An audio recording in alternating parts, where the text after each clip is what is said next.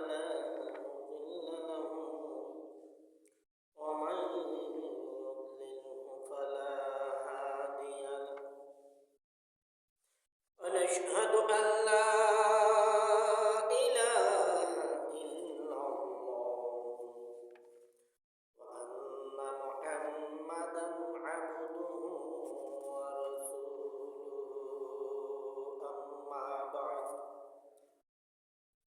فقد قال الله تعالى في كلامه المجيد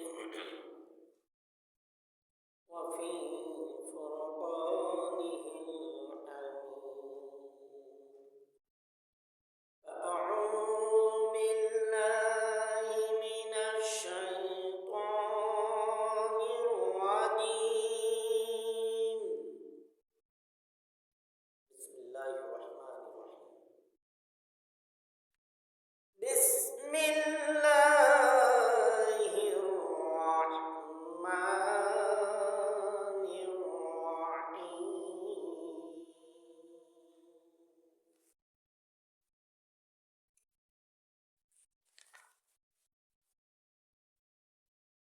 إنما المؤمنون إخوة فأصلحوا بين أخويكم واتقوا الله لعلكم ترحمون بسم الله الرحمن الرحيم ما كان محمد أبا أحد من رجالكم ولكن رسول الله وخاتم النبي وكان الله بكل شيء عليما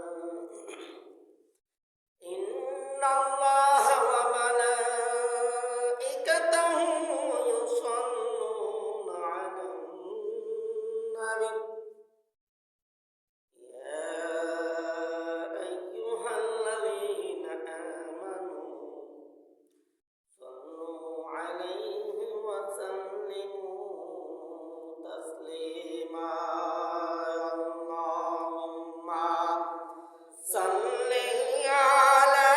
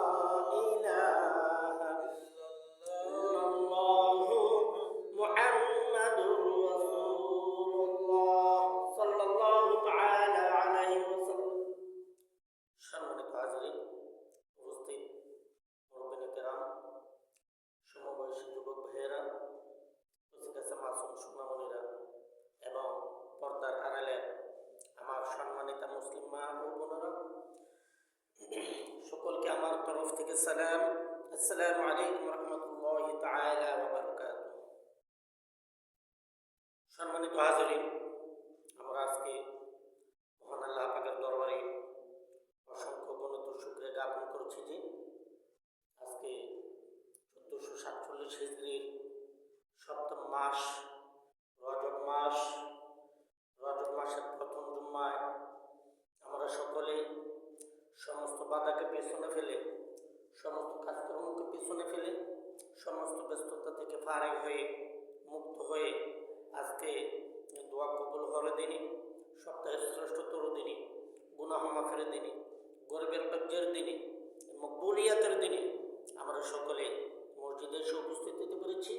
এর জন্য সকলে শুকরিয়া আদান বলি আলহামদুলিল্লাহ। সম্মানিত হাজিরিন, আমরা সকলে সুস্থ অবস্থায় মসজিদে এসে উপস্থিত হতে পেরেছি। এর জন্য আবার বলি আলহামদুলিল্লাহ। কারণ সুস্থতা আমাদের জন্য অনেক বড় একটা নিয়ামত।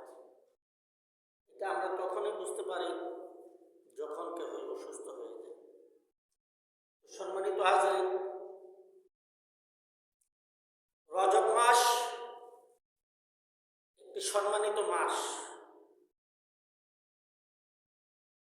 এই রজব মাসের প্রথম জুম্মায় এই মাসের সম্মান সম্পর্কে, এই মাস সম্পর্কে সামান্য আলোচনা করব ইনশাআল্লাহ।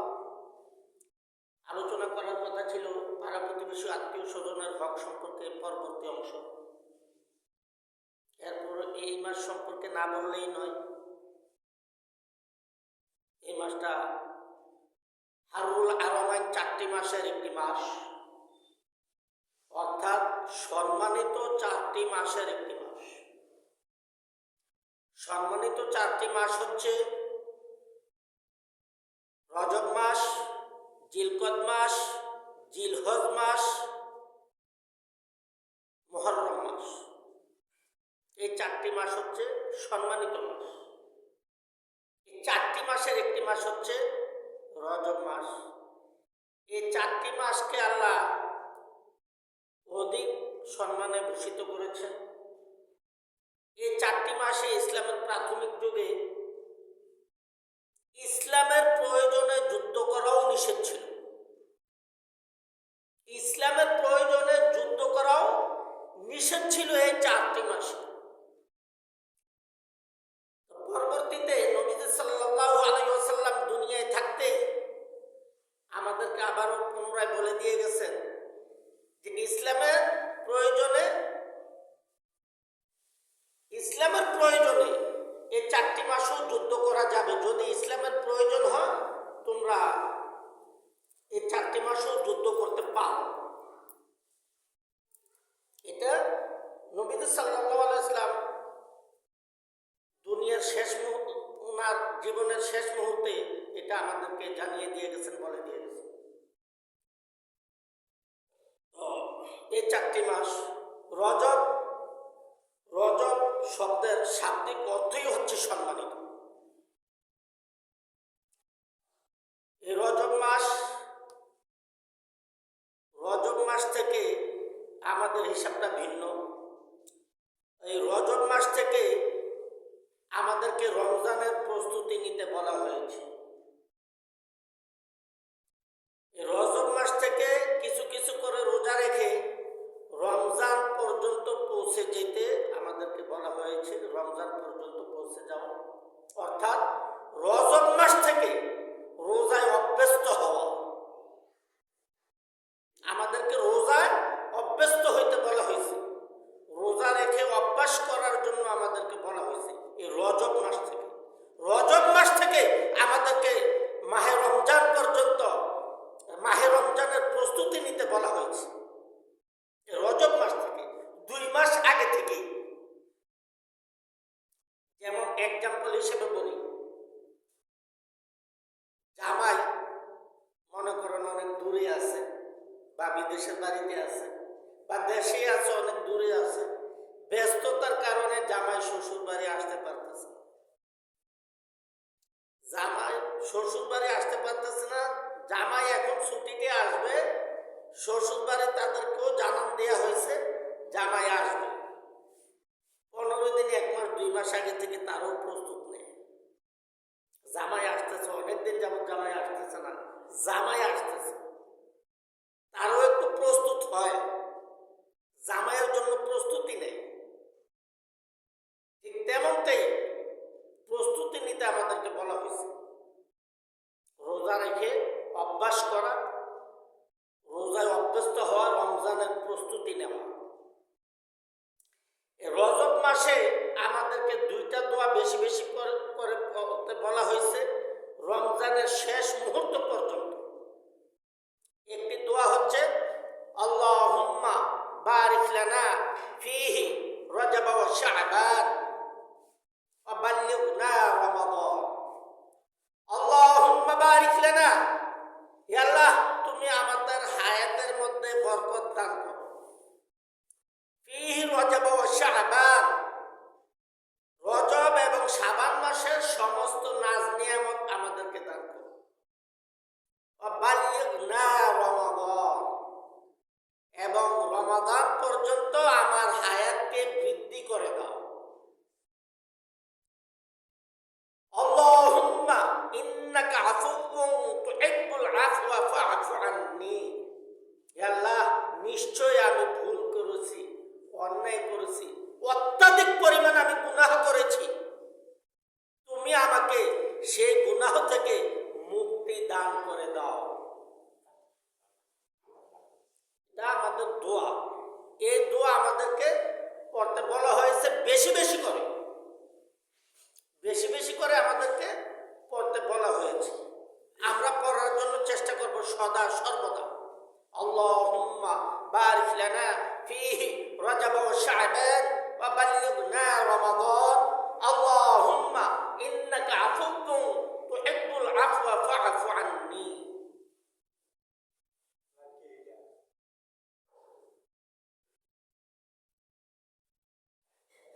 আমরা চেষ্টা করব এই দোয়াগুলো পড়ার জন্য। বিশেষ করে রজব মাস, রজব শব্দের শাব্দিক অর্থই হচ্ছে সম্মানিত। এই সম্মানিত মাস, এই মাসের সম্মান রক্ষা করা এটা আমাদের দায়িত্ব, এটা আমাদের নৈতিক দায়িত্ব। এটা মাসের সম্মান আমাদেরকে রক্ষা করতে হবে। আমার এক ওস্তাদ বলতেন, মানুষ সমন্দিকে যতটুকু ভয় করত, যতটুকু ভয় করে, ততটুকু ভয় যদি আল্লাহকে করত তাহলে তারা আল্লাহওয়ালা হয়ে যেত। শীতের রাত, গভীর শীত, স্বামী স্ত্রী দুইজনে খাইয়া শুয়ে পড়ছে, খাবারও শেষ, ঘরে এই মুহূর্তে খাবারের মতো আর কিছুই নাই। নতুন করে খাবার খাইতে হলে পাক করে খেতে হবে, কিন্তু স্বামী স্ত্রী দুইজনের একজনও পানি ঠান্ডা এই ভয়ে নামাজ পড়ে শোয়নি, নামাজ না পড়েই শুয়ে গেছে। কিন্তু এই সময় সমন্ধি আসছে, সমন্ধি আসলে তখন সে জাল নিয়ে বাহির হয়ে গেছে, তার পুষ্কুনি আছে, মাছ ধরবে, মাছ ধরে সমন্ধিকে খাওয়াইবে। তার স্ত্রী শোয়া থেকে উঠে গেছে, খাবার রান্না করে ভাইকে খেতে দিবে। তার স্ত্রী শোয়া থেকে উঠে গেছে, এই কঠিন শীতকে উপেক্ষা করে তারা দুইজনেই উঠে গেছে। তখন শীতটা তারা গায়ে মাখে না। এমন ভয় যদি আল্লাহকে ধরত তাহলে তারা আল্লাহওয়ালা হয়ে যেত। কিন্তু আমরা কোথায় কোথায় আছি? আমরা মুসলমান, মুসলমানি নাম খেলায়, পৈতৃক সূত্রে আমরা মুসলমান, কিন্তু মুসলমানের কি আছে আমাদের মধ্যে, এটা আমাদেরকে দেখা উচিত। যাই হোক, রজব মাসের প্রথম জুম্মায় জনাব খুতবা লেখক মরহুম সারসিনা পীর সাহেব হুজুর জামাতা হযরত মাওলানা শরীফ মোহাম্মদ আব্দুল কাদের সাহেব, উনি ওনার লিখিত খুতবায় আজকের বিষয়ে আলোচনা করেছেন মুসলমানের হক সম্পর্কে। মুসলমানের হক কি? আমি মাত্র বললাম যে আমরা পৈতৃক সূত্রে মুসলমান। নবীজি সাল্লাল্লাহু আলাইহি ওয়াসাল্লাম বলছেন, যার ভিতরে সামান্য তিল পরিমাণ, যাররা পরিমাণ ঈমান আছে, সে কখনো জাহান্নামের আগুনে জ্বলবে না। আবার নবীজি সাল্লাল্লাহু আলাইহি ওয়াসাল্লাম এই কথাও বলেছেন, যার ভিতরে সামান্য তিল পরিমাণ অর্থাৎ যাররা পরিমাণ অহংকার আছে, সে কখনো জান্নাতের সুগন্ধও পাবে না। এখন কইবেন, হুজুর আমার একটু অহংকার আছে, বেশি পরিমাণ ঈমান আছে, এই দুইটা একসাথে থাকতে পারে না। যেমন তেল আর পানি একসাথে মেশে না, ঠিক তেমনি ভাবে অহংকার এবং ঈমান এই দুইটা একসাথে থাকতে পারে না। কারণ একটা আরেকটাকে নষ্ট করে দেয়। অহংকারের পরিমাণ বেশি থাকলে অহংকারটা ঈমানটাকে নষ্ট করে দেয়, আর ঈমানের পরিমাণ যদি মজবুত থাকে তাহলে ঈমান থাকলে অহংকার থাকতে পারে না। কারণ অহংকার হচ্ছে আল্লাহর ভূষণ। অহংকার একমাত্র আল্লাহ করবে, মানুষের জন্য কোনো অহংকারী নয়, কোনো সৃষ্টির জন্য, কোনো মাখলুকাতের জন্য কোনো অহংকারী নয়। অহংকার একমাত্র আল্লাহর জন্য, একমাত্র আল্লাহ করবে অহংকার। অহংকার আল্লাহর গায়ের চাদর। যে ব্যক্তি অহংকার করলো সে যেন আল্লাহর গায়ের চাদর নিয়ে টানাটানি করল, অহংকার যেন না করে। এখন আমরা যে পরিমাণ অহংকার করি, নিজেকে যে কি মনে করি নিজেও বলতে পারবো। নিজের যে যতটুকু ক্ষমতা আছে তার থেকে আরো অনেক গুণ বেশি আমরা ক্ষমতা দেখাই। যেমন আজকের বর্তমান সমাজে যারা রাজনীতি করে না, তারা বয়সে ছোট এবং কম বয়সী, যার কোনো বুঝ জ্ঞান নাই, তার হাতেও যারা রাজনীতি করে না তাদেরকে শাসিত হইতে হয়। রাজনীতি যারা করে না তাদেরকে শাসিত হইতে হয়। মূর্খ একটা ছেলের কাছে, যে ছেলেটা কলম ধরতে জানে না, যে ছেলেটা লেখাপড়া করতে জানে না, যে ছেলেটা কথা বলতে জানে না, ওই ছেলেটার কাছে আজকে সমাজের নিরীহ লোকগুলো, অরাজনৈতিক লোকগুলো শাসিত হচ্ছে। এটাই আজকে আমাদের সমাজ। কিন্তু সমাজ তার বিচার মেনে নিচ্ছে। আজকে আপনি 3 দিন 4 দিন না খেয়ে পড়ে থাকুন, বিছানায় শুয়ে থাকুন, আপনার খোঁজ খবর নেওয়ার জন্য কেউই আসবে না। আপনার খবর নেওয়ার জন্য কেউই আসবে না। আপনি 3 দিন না খেয়ে শুয়ে থাকুন, কেউই আসবে না। কিন্তু আপনি যদি আজকে সামান্য ছোট্ট থেকে ছোট্ট একটা অপরাধ করেন, এই অপরাধের কারণে আপনাকে আজকে গ্রামের লোকের হাতে শাসিত হইতে হবে। ছোট্ট একটা অপরাধ, কিন্তু আজকে আপনাকে শাসিত হইতে হবে, আপনাকে আজকে শোষণ করবে এই একটি অপরাধের কারণে। কিন্তু 3 দিন না খেয়ে বিছানায় পড়ে আছেন, এটার জন্য কেউ আপনাকে জিজ্ঞাসা করবে না। আজকে আপনার এই অবস্থা, আমাদের সমাজের এই অবস্থা। আমরা আছি কোথায়? একটি মুসলমানের উপর আরেকটি মুসলমানের 6টি হক, একটি মুসলমানের উপর আরেকটি মুসলমানের 6টি হক। প্রথমে দেখা হলে সাক্ষাতে সালাম দেওয়া, দেখা হলে সাক্ষাতে সালাম দিব। আজকে আমরা সালাম দিতেও লজ্জাবোধ করি। আমি কেন তাকে সালাম দিব? সে কে? আমি তাকে সালাম দিব? আমি ভুইয়া, আমি চৌধুরী, আমি অমুক, আমি হমুক,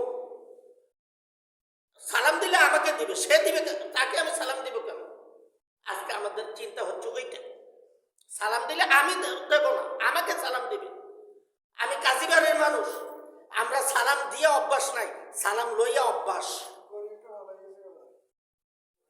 আমরা আজকে এই অবস্থা।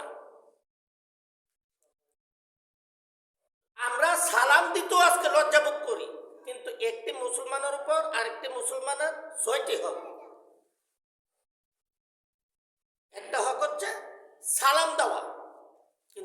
আমরা সালাম দিতে জানি। দ্বিতীয়ত হক হচ্ছে আমরা সালাম দিলে সালামের জবাব দেওয়া। কেহ অসুস্থ হইলে তার খোঁজ খবর নেওয়া, কেহ বিপদে পড়লে তাকে সাহায্য করা। কিন্তু আমরা কিছুই করতেছি না। কেহ যদি বিপদে পড়ে তাকে আমরা সাহায্য করব, ওইটা তো আমরা নাই। আমরা আছি কোথায়? কেহ মৃত্যুবরণ করলে তার জানাজায় শরীক হওয়া, তাকে দাফন করা। হ্যাঁ, মাশাআল্লাহ, 5 ওয়াক্ত নামাজ আমরা সঠিকভাবে না পড়লেও, মাসে একদিন জুম্মার নামাজ না পড়লেও, বছরে একটা ঈদের নামাজ না পড়লেও জানাজায় হাজির হওয়ার জন্য আমরা প্রস্তুত। জানাজায় হাজির হওয়ার জন্য আমরা চেষ্টা করি, এটা আমরা চেষ্টা করে থাকি। কিন্তু একটা মুসলমান ভাই বিপদে পড়ছে, তাকে সাহায্য করব, ওইটাতে আজকে আমরা নাই। ওই অবস্থায় আজকে আমরা নাই। একটা মুসলমান ভাই, তার ঘরে খাবার নাই, তার ঘরে ইনকামের কোনো সোর্স নাই, তাকে একটু সাহায্য করব, একটু সহযোগিতা করব, ওইটার জন্য আমরা নাই। তাকে সাহায্য করে বলতে তাকে খাবার দাও এটাই নয়। সে বিপদে পড়ছে, জানো তার সমস্যাটা কি, পারলে তাকে কাজে লাগিয়ে দাও, তার বাচ্চাটাকে কাজে লাগিয়ে দাও। কিন্তু আমরা ওইটাও করতেছি না। আমরা চেষ্টা করতেছি যে আমার থেকে নিচে আছে তাকে পিষে ফেলো, আর যে আমার থেকে উপরে আছে তার পা ধরো, তার পা ধরে তার উপরে উঠে যাও। তুমি যদি তার উপরে উঠে যেতে পারো, এরপরে তাকেও দাবিয়ে ফেলো। এটা হচ্ছে আজকে আমাদের সমাজ। কিন্তু এটার নাম মুসলমানিত্ব নয়। মুসলমান বিপদে এগিয়ে আসবে, বিপদে সাহায্য করবে, অসুস্থ হইলে দেখা করবে, সাক্ষাৎ করবে। হ্যাঁ, অসুস্থ হইলে আপনার প্রয়োজন নেই আপনাকে 500 টাকা 1000 টাকা খরচ করে তার সামনে উপস্থিত হন, আপনার এই প্রয়োজন নেই, দরকার নাই। আপনি তাকে গিয়ে জিজ্ঞাসা করেন সে কেমন আছে, তার স্বাস্থ্য কেমন, কোন ডাক্তারের ট্রিটমেন্ট নিচ্ছে, ওষুধ কি খাচ্ছে, ওষুধগুলো দেখেন, তার সমস্যাটা কি এটা জানেন, এটাই আলহামদুলিল্লাহ। আপনাকে 1000 টাকা 5000 টাকা পৈত্য নিয়ে যাইতে হবে এমনটা নয়, তার হাতে 2000 টাকা দিয়ে আসতে হবে এমনটা নয়। আপনি তার খোঁজ খবর নেন, এটাই আলহামদুলিল্লাহ, এটা মুসলমানের হক। কিন্তু আমরা আছি কোথায়? যাই হোক,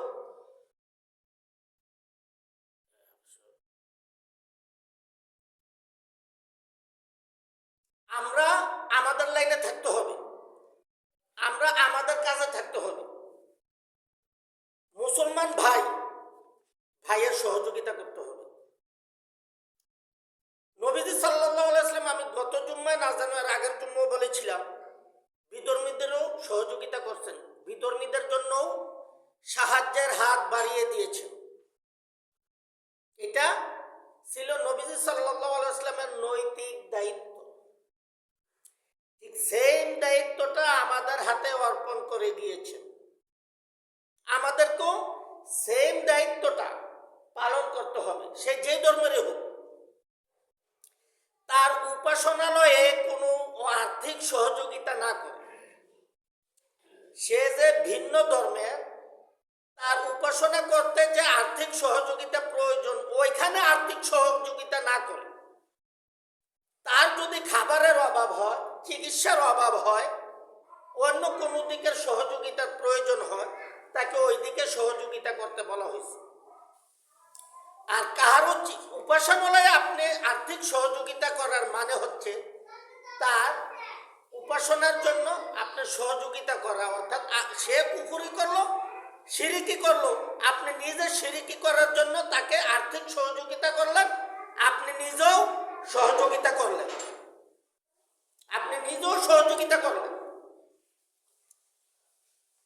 এই অবস্থায় আমাদের করণীয়, তার উপাসনালয়ে কোনো আর্থিক সহযোগিতা করার জন্য চেষ্টা করব। আগে আমার মুসলিম ভাইয়ের জন্য, আগে মুসলমানের জন্য। এ পর্যন্ত আমি আমার ক্ষুদ্র বয়সে যত সরকারে দেখেছি, কোন সরকারকে দেখিনি মুসলমানের ঈদগাহে 5টা টাকা দান করত। আমি কোন সরকারকে দেখিনি বা শুনিনি, আমি আমার কানে শুনিনি। কিন্তু হিন্দুদের মন্দিরে পূজার সময়, খ্রিস্টানদের উপাসনালয়ে, বৌদ্ধদের উপাসনালয়ে ওইদিকে সরকার দান করেছে। কিন্তু মুসলমানের মসজিদে বা মুসলমানের ঈদগাহে, এই 97% বাংলাদেশের মুসলমান, বিশ্বের 2য় বৃহত্তম মুসলিম কান্ট্রি, মুসলমানদের জন্য কোনো সহযোগিতা আজকে নাই। যেটাকে কিশোরগঞ্জের সোয়ালাখিয়া ঈদগাহ বলি আমরা, ওই ঈদগাহে বর্তমানে 3 লক্ষের উপরে মুসল্লি হয়। ওই ঈদগাহ তো 1টি টাকা দান করেছে এমনটা আমি শুনিনি, আমার কানে। কিন্তু হিন্দুদের, বৌদ্ধদের, খ্রিস্টানদের, উপজাতিদের, আরো বিভিন্ন ধর্মে যারা আছে, তাদের ওখানে দান করে ঠিকই। আমরা কোথায় দাঁড়িয়েছে? আমাদের চরিত্র কোথায় গিয়ে দাঁড়িয়েছে? আমাদের মুসলমানিত্ব কোথায় আছে? আমরা কোথায় আছি? একটি ভাই, মুসলিম ভাই না খেয়ে আছে, তার খবর নিতে আমরা আজকে প্রস্তুত না। সে টাকার অভাবে চিকিৎসা করতে পারতেছে না, টাকার অভাবে, কিন্তু আমরা তাকেও অবহেলা করছি। সঠিকভাবে তার চিকিৎসাটা নেবে, ওইটার জন্য আমরা এগিয়ে যাচ্ছি না। কিন্তু আমরা দান করছি কোথায়? আমাদেরকে দেখতে হবে।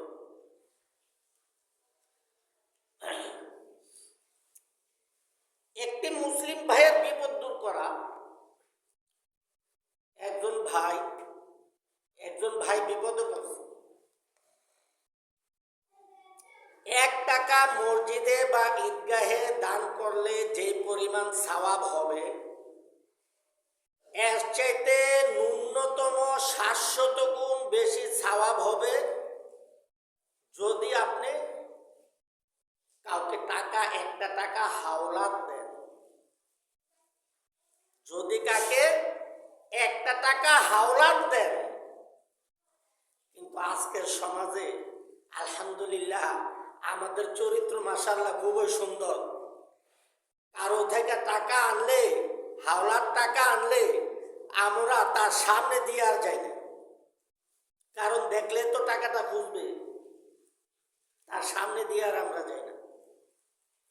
এত সুন্দর চরিত্র আজকে আমাদের।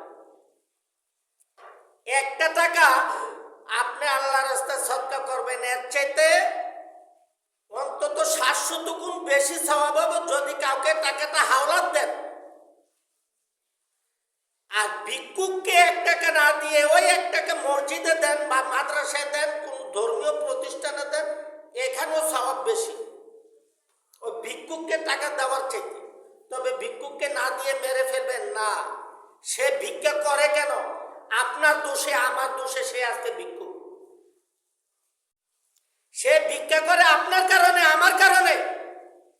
আপনি আর আমি সঠিকভাবে যদি যাকাত আদায় করি, আপনি আর আমি সঠিকভাবে যদি দান সদকা করি, তাহলে তার ভিক্ষা করার প্রয়োজন হয় না।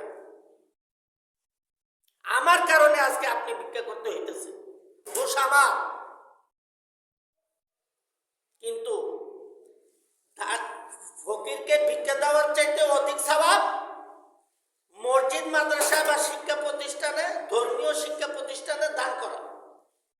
এর চাইতেও অধিক সওয়াব যদি আপনি কাউকে টাকা হাওলাত দেন। তবে হাওলাত দিলে আমরা যারা হাওলাত আনব, সময়ের পূর্বে যদি তাকে দিতে না পারি, তাহলে আমাদের উচিত সময়ের পূর্বে তাকে জানান দেয়া যে ভাই আজকে বিকালে তোমাকে টাকাটা দেওয়ার কথা ছিল, আমি ভাই বিকালে দিতে পারবো না, আমার একটু দেরি হবে, একটু সমস্যা আছে, জানান দাও। চেষ্টা করো সময়ের পূর্বে টাকাটা দিয়ে দেওয়ার জন্য। না পারলে আগে জানিয়ে দাও তাকে। প্রয়োজনে কথা ঠিক রাখার জন্য তুমি আজকে বিকালে দিবে বলছো, এই কথাটা ঠিক রাখার জন্য আরেকজনের কাছ থেকে টাকা হাওলাত নাও, নিয়ে তার টাকাটা তাকে দিয়ে দাও। এটাই বলে ইসলাম। তার টাকাটা টাইমলি তাকে দিয়ে দিলে তাহলে তার কাছ থেকে আরেকবার হাওলাত নিতে পারো। এটাই স্বাভাবিক। অনেকে আছে টাকা আছে কিন্তু দিতে পারবো না, এটা একটা। আর আছে কিন্তু বলে নাই, এটার জন্য আপনি আপনার আমল নামে একটা মিথ্যা গুনাহ লেখাইলেন, একটা মিথ্যা কথা লেখাইলেন আপনার আমল নামে। দরকার নেই। আমরা যেন এমনটা না করি। আমরা মুসলমানের হক আমরা আদায় করি। মুসলমানের হক দাওয়াত দিলে দাওয়াতে অংশগ্রহণ করে। দাওয়াত মানে তো এখন আমরা খানা বুঝি। দাওয়াত দিছে মানে তার ভাই খানা আছে। দাওয়াত আছে মানে খানা আছে। দাওয়াত মানে খানা নয়। দাওয়াত মানে ডাকা। দাওয়াত মানে আহ্বান করা। আপনাকে কেন দাওয়াত দিছে, কেন আপনাকে ডাকছে, আপনি ওইটা জানেন। দাওয়াত মানে ডাকা, আহ্বান করা, কল করা। আপনাকে মোবাইলে একজনে বললো, ভাই তুই কই আছো, একটু এদিকে আয়, আমি অমুক জায়গায় আছি। এটাও তো একটা দাওয়াত।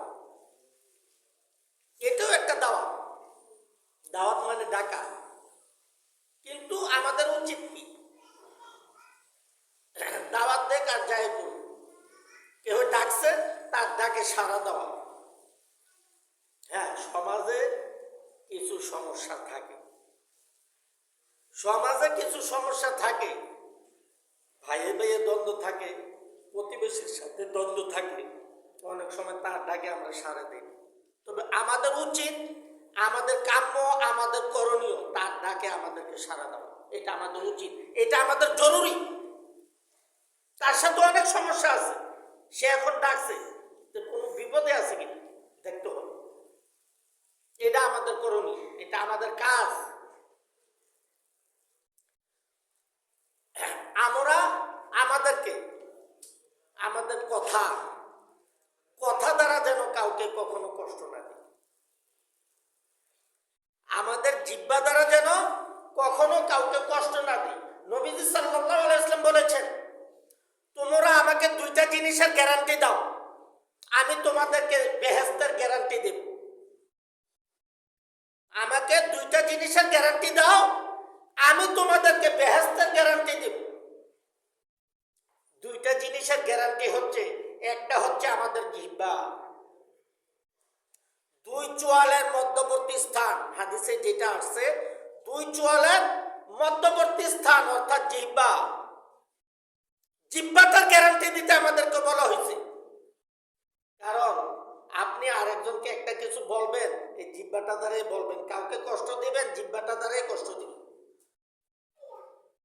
একজন রাগান্বিত মানুষকে রাগ বন্ধ করবেন, একজনকে হাসাবেন, একজনকে কান্দাইবেন, এই জিহ্বাটা দ্বারাই সবকিছু। জিহ্বাটার হেফাজত করতে বলা হয়েছে।